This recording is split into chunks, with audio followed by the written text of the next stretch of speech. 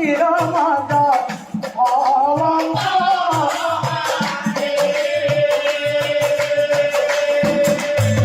ধনৰ মুখে পৰিণত অন্ধ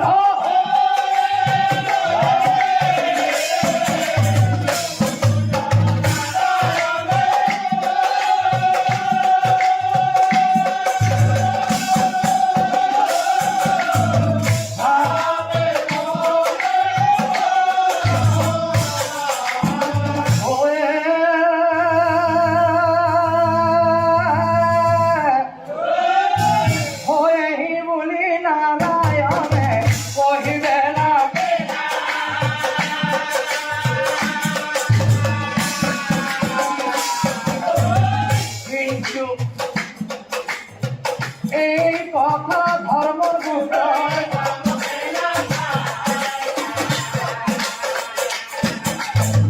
এই কথা ধৰ্ম হয়ে নে কয় কতদিন হবাৰ হয় আৰু এদিনাখন ৰজাই মনে মনে ভাবে আজি বহুদিন হল মই চিকাৰলৈ যোৱা নাই গতিকে অহাকালি ৰাতিপুৱাই এই চিকাৰলৈ যাম বুলি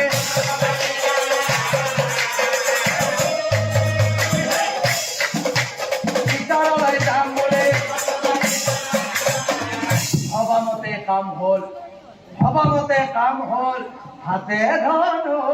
লৈ ধৰ্মগুপ্তৰাই বনৰ মাজে চলি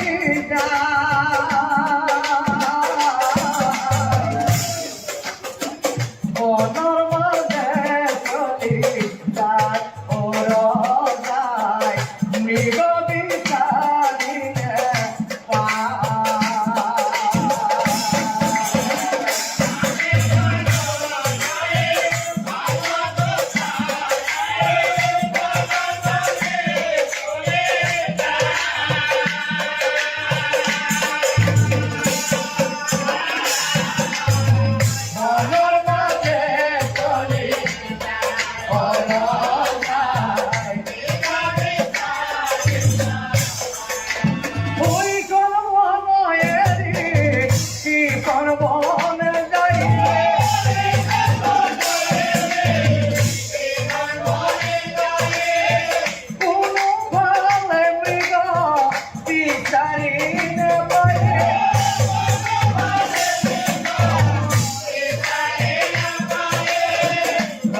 মনে মনে ভাবে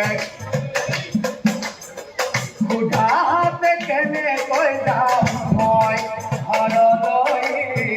ক্ষুধাতে কেনে কৈ যাম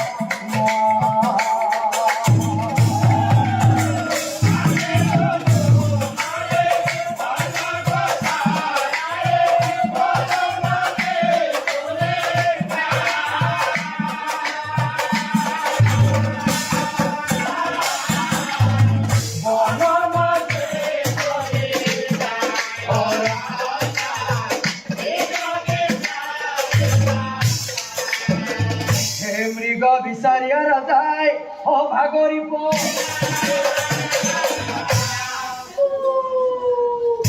হয় আকৌ বৃক্ষৰ তলে যায়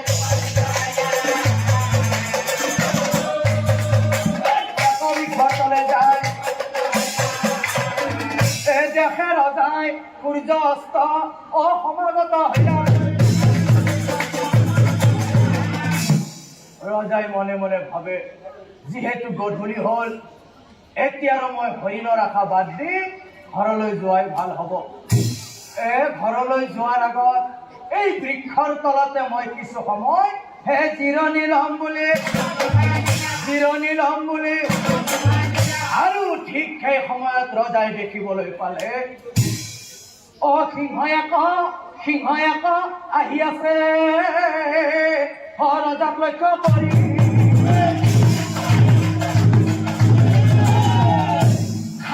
মুক্তি ধৰে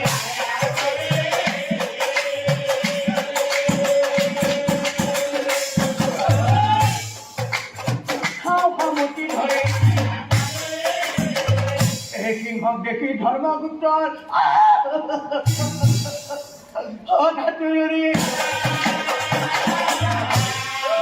কি উপায় কৰিম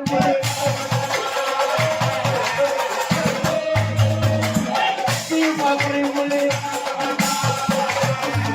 ৰজাই মনে মনে ভাবে আজি সিংহৰ হাতৰ পৰা বাচিব লাগিলে মই পলাই যোৱাই ভাল হ'ব কিন্তু সিংহৰ আগত পলাই জানো মই বাচিব পাৰিম নাই নোৱাৰো গতিকে কি কৰা যায় ঠিক আছে বনৰ ৰজা সিংহই গছত উঠিব নোৱাৰে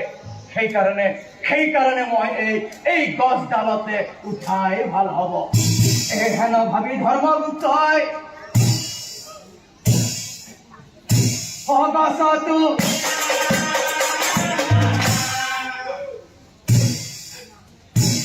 কিছু দূৰ উঠি ৰজাই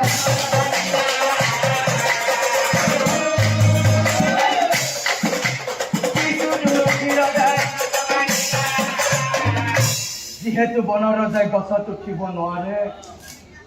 গতিকে মই ইয়াতে কিছু সময় জিৰণি লম মোক নাপালে বনৰ ৰজা বনলৈ গুচি যাব আৰু ময়ো হৰিণৰ আশা বাদ দি ঘৰলৈ যোৱাই ভাল হ'ব নাই এই বেটাই তলৰ পৰা জাপ মাৰি লাগ পাবও পাৰে গতিকে মই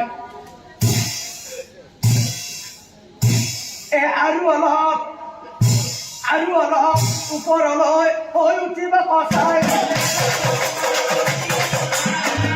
আৰু অলপ ওপৰলৈ হৈ উঠিব কচাই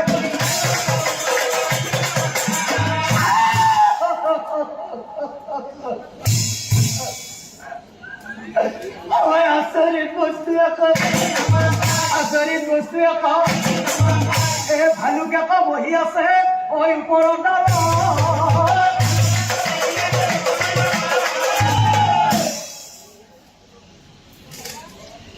ৰজাৰ ভালে চাই আছে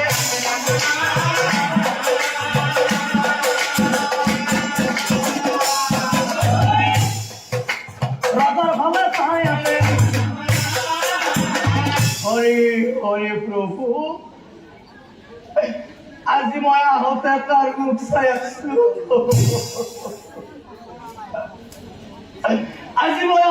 তাৰ মুখ চাই আছো এতিয়া মই তললৈ যাম সিংহই খাব আৰু যদি মই ওপৰত থাকো ভালুকে বেলকাব প্ৰভু বুকত উঠিছে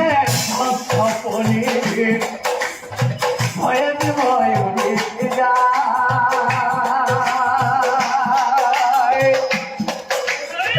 অসুৰ হাতৰ পৰা কেনেকৈ আজি মোৰ ঘৰলৈ উপায় নাই আজি মোৰ ঘৰলৈ উপায় নাই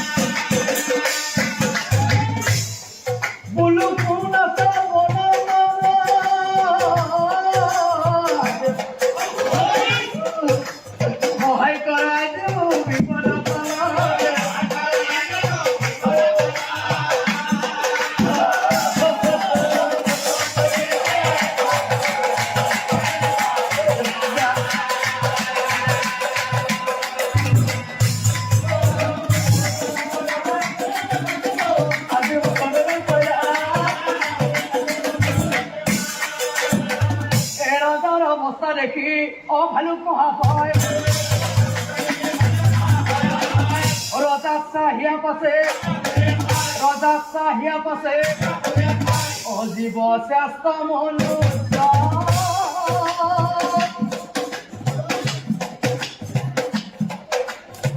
ধৰ্মগুপ্তৰাই ভয় নকৰিবা তুমি শুনা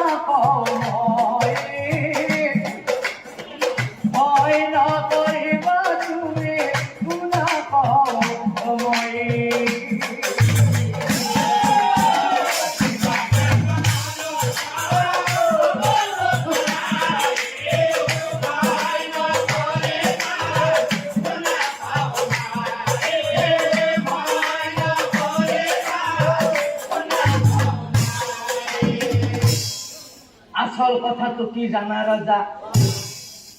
এই বনৰ মাজে আছিলো মই বনৰ মাজে আছিলো মই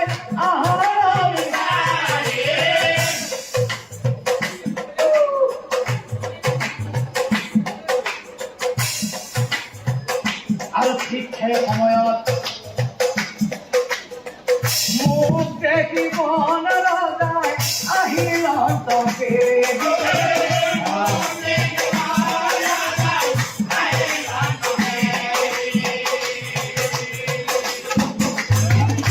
পিছত মই কি কৰিলো জানা ৰজা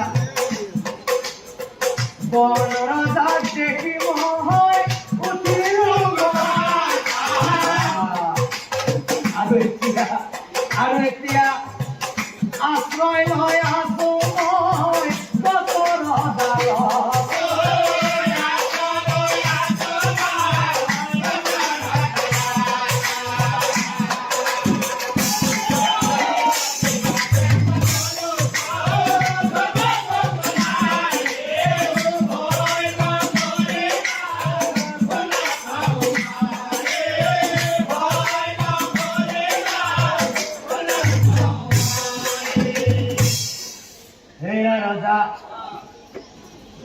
তুমিও যিহেতু সেই বন ৰজাৰ ভয়তে গছত উঠিছা মোৰো একে দশা ৰজা মোৰো একে দশা ময়ো সেই বন ৰজাৰ ভয়তে গছত উঠিছো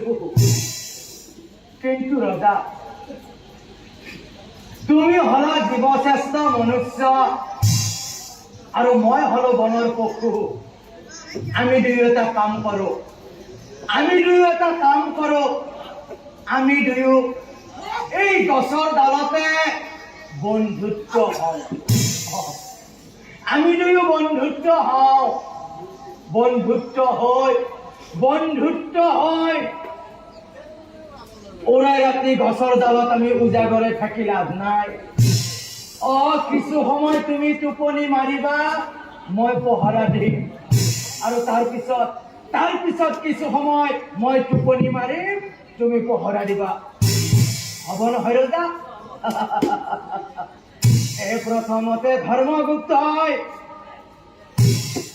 অনিদ্ৰাত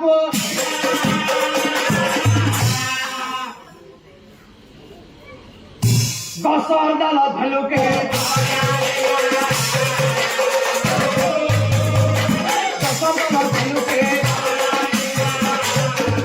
মধ্যৰাতি ভালুকে বন্ধুক মাত্ৰ বন্ধু ঐ উঠা এইবাৰ মোৰ পালা পৰিছে গতিকে তুমি টোপনি মাৰো মই তাৰপিছত ভালুকে নিদ্ৰাত লগে সেই তলৰ পৰাই সেই সিংহটোৱে ৰজাক চাহিয়া পাতে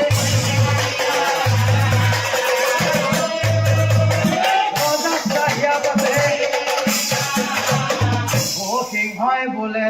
শুনা ৰজা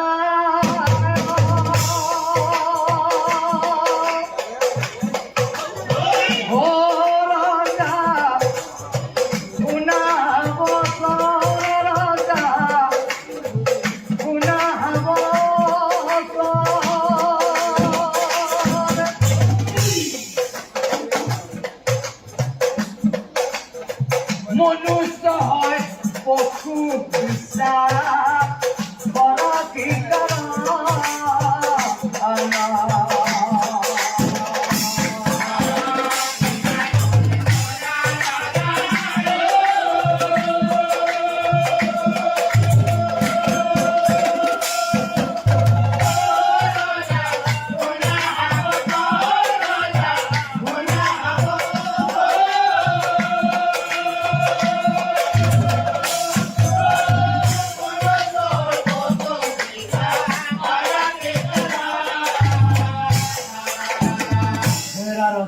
তুমি বোধহয় নাজানা ৰজা, তুমি বোধহয় নাজানা, কাৰণ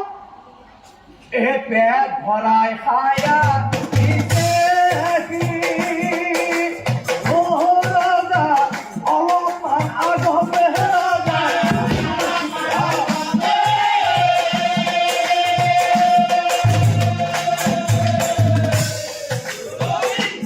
ৰজা গতিকে ৰজা তাৰ এতিয়া ভোক লগা নাই আৰু যেতিয়াই সি টোপনিৰ পৰা উঠিব তাৰ ভোক